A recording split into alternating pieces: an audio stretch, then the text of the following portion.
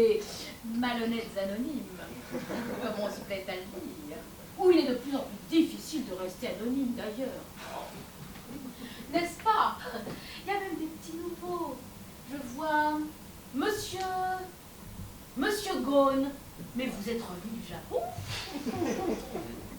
Vous avez terminé votre rapport sur les prisons japonaises, c'est bien? Et Monsieur Balkany. Oh, quelle fidélité! Ils vous ont laissé sortir de l'hôtel des impôts.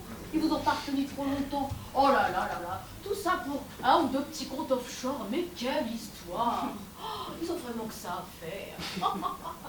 Faut dire qu'on est ostracisés, nous les nantis. Un ou deux pas de travers, et ça y est, c'est dans la presse du lendemain. Mais tout le monde sympathise avec les alcooliques anonymes. Mais nous, tout le monde nous déteste. Nous sommes incompris. D'ailleurs, est-ce que nous jetons la pierre à ceux qui meurent d'une cirrhose du foie?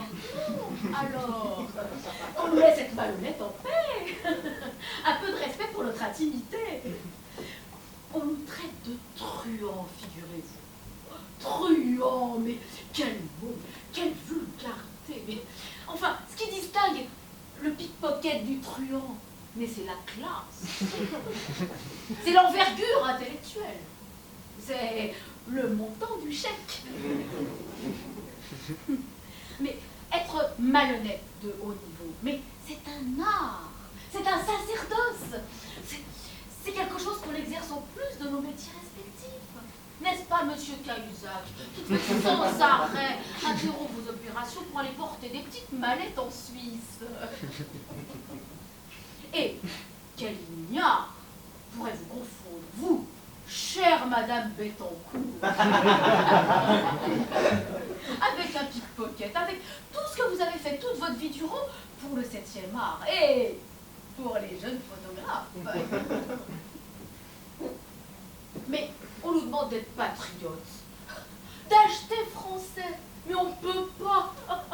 On voudrait, on ne pourrait pas. On n'y est jamais en France. Un jour aux îles Salomon, le lendemain à Panama.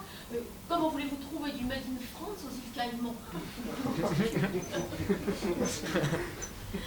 On nous demande même d'aider on nous reproche même d'aider notre famille.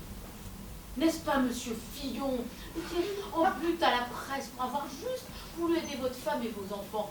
Mais quand on aime, on ne compte pas. Surtout pas nous. Franchement, ce sont les valeurs fondamentales de la France qu'on attaque là. Si on ne peut plus donner un petit coup de pouce à ceux qu'on aime, mais où va-t-on, je vous demande? On nous déteste, alors que nous sommes des mécènes, des bienfaiteurs de l'humanité. Et moi encore, je me sens bien modeste comparée à vous, virtuose de la haute finance. Moi, je me suis juste constitué un petit Madeleine pour survivre, pour préparer l'avenir. J'ai confié 10 millions pour les faire fructifier à une petite société artisanale du Luxembourg, que vous connaissez tous, je crois, Clearstream. Je pense que ça devrait parfaitement se passer, ça ne devrait pas se voir. Mais enfin, nos revendications, mais qui va les prendre en compte, je vous le demande? Les gilets jaunes, il y en a pour eux, mais ils n'arrêtent pas de râler, c'est un vulgaire. Ils veulent de l'argent, mais ils n'ont qu'à se baisser pour en ramasser.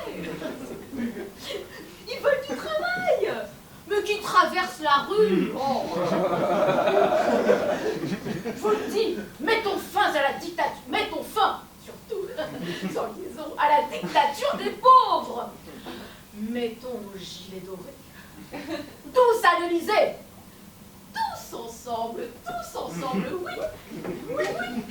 tous ensemble, tous